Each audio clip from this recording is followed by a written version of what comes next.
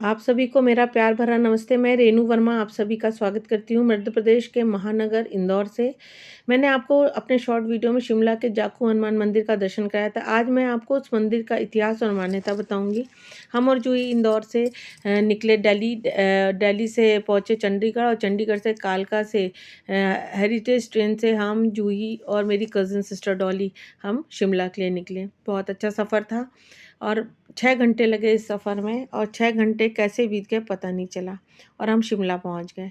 शिमला में हम जहाँ रुके थे वो जगह मॉल रोड में ही थी। वहाँ से मॉल रोड बहुत पास था। हम लोग रोज़ मॉल रोड में रात में जाते, सुबह जाते और खूब एंजॉय करते। जब हम लोग शिमला पहुँचे तो वहाँ पर का मौसम वैसे तो बहुत अच्छा था, खुला-खुला था और आसपास की जगह घूमने के लिए भी ज़्यादा बहुत ही अच्छा था।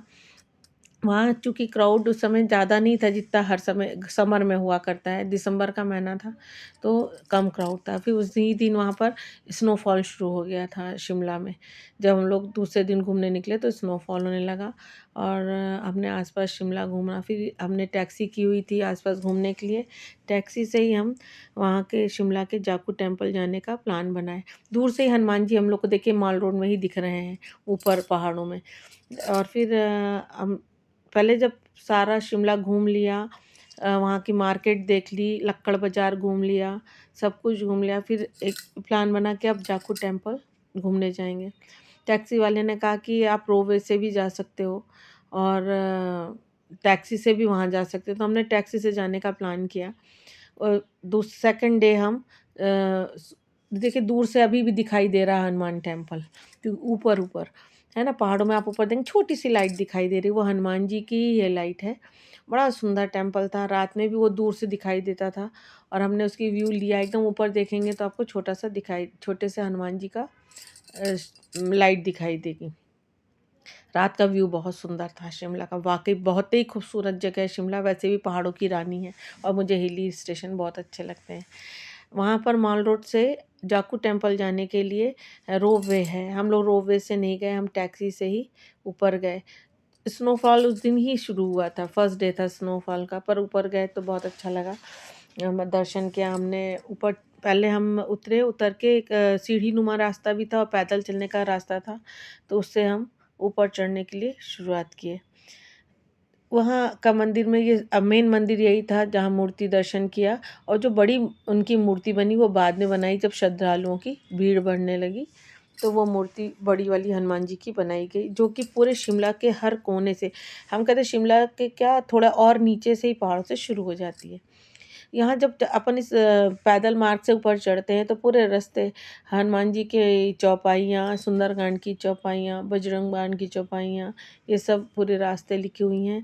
बड़े सुंदर-सुंदर दोनों तरफ उन्होंने दरबान मूर्ति रूप में लगा रखे हैं और जैसे घुसते जाओ चौपाइयाँ पढ़ी, सुंदरकांड पढ़िए, उतरते समय बजरंग बाण की भी चौपाइयाँ दिखाई देती हैं और बड़ा सुंदर मंदिर है, बड़ा अच्छा परिसर है।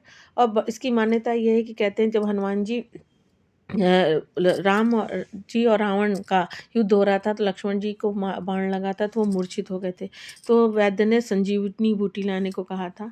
तब हनुमान जी आकाश मार्ग से संजीवनी बूटी के लिए हिमालय निकले थे। रास्ते में उन्हें ये जाखू पर्वत दिखाई दिया जहाँ पर यक्ष ऋषि जी तपस्या कर रहे थे। वो वहाँ थोड़ा सुस्ताने उतरे और उनसे बात की और संजीवनी बूटी का पता पूछा। जब उन्होंने संजीवनी बूटी का पता बताया तो उनको धन्यवाद देके वो निकले और कहे लौटते में हम आपसे ज़रूर मिलेंगे। परंतु जब वो वहाँ गए तो रास्ते रास्ते में काल नेमी राक्षस के मायाजाल में फंसने के कारण वो युद्ध स्थल में पहुंचने में लेट हो रहे थे, इसलिए वो ऋषि जी से बिना मिले चले गए, क्योंकि उन्होंने ऋषि जी को बोला था कि हम वापस लौटेंगे तो आपसे मिलते हुए जाएंगे, पर वो नहीं मिल पाए। तो ऋषि जी क्या हुआ कि व्याकुल हो गए कि ऐसा क्या हुआ कि हनुमान जी लौटते समय उनसे नहीं मिले और वो बहुत दुखी होने लगे और व्याकुल होने लगे। फिर हनुमान जी ने उन्हें सपना दिया कि मैं इस कारण से आपसे नहीं मिल पाया, इसलिए आप व्याकुल ना होएँ और मैं आपको अपनी स्वयंभू मूर्ति प्रकट करूँगा और आप उसका सुंदर सा मंदिर का निर्माण कीजिएगा। फिर यक्ष ऋषि जी ने जब देखा कि सच में स्वयंभू हनुमान जी अवतरित हुए हैं और प्रकट हुए हैं, तो उन्होंने उसका एक सुंदर सा मंदिर का निर्माण किया। समय के साथ वो मंदिर और इम्प्रूव होता चला गया।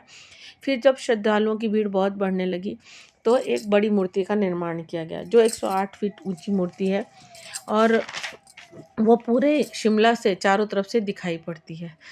उसमें वो ऐसा कहा जाता है कि वो विश्व की सबसे ऊंची प्रतिमा है। उसे प्राइड ऑफ शिमला भी कहा जाता है। हनुमान जी की मूर्ति को प्राइड ऑफ शिमला भी कहा जाता है। वहाँ पर हनुमान जी जब आए थे तो उनके चरण के निशान भी हैं। शाम के समय वह बहुत सुंदर मंदिर दिखाई देता है। धीरे धीरे सूर्यास्त होने लगता है और सुंदर दिखने लगता है मंदिर। बर्फ़ के समय भी बहुत सुंदर मंदिर दिखाई देता है।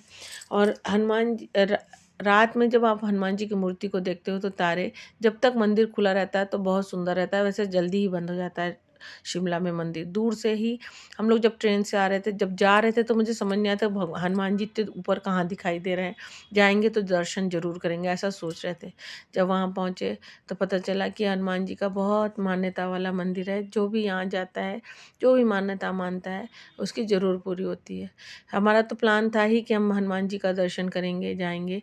फिर हम जूही ड्रॉली पहले चूँकि दर्शन कर चुकी थी, इसलिए हम और जूही वहाँ जाके मंदिर गए। और मंदिर में वहाँ का इतिहास भी लिखा हुआ था जाखू मंदिर का, वो भी देखा। दर्शन करके वापस आए और जो मैंने मांगा था, वो जब हम इंदौर आए तो मुझे ऐसा अनुभव हुआ कि वहाँ जाके दर्शन करने के बाद जो जो हमने मांगा, तो हमारी बहुत सारी मान्यताएं पूरी हो गई। शिमला से जब घूम फिर के लौटने का समय आया, बहुत दुखी लग रहा था, मन उदास सा हो रहा था। कितनी सुंदर जगह, कितनी सुंदर नगरी है, कितने सुंदर हनुमान जी हैं, इतनी बड़ी प्रतिमा जीवन में पहली बार ही देखी थी। फिर बस खैर वापस तो जाना था और हम लोग का शिमला से वापसी का सफ़र शुरू हो गया।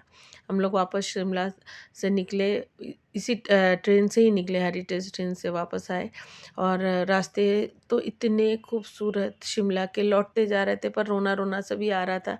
एक दिन पहले बर्फ़ गिरी थी, तो थोड़ा थोड़ा सा रास्ते में कहीं कहीं बर्फ़ भी दिख रही थी। फिर बस किसी तरह हम लोग वापस आ गए और चंडीगढ़ आके फिर शिमला की बहुत सारी सुहानी याद लेके इंदौर वापस आ गए थे।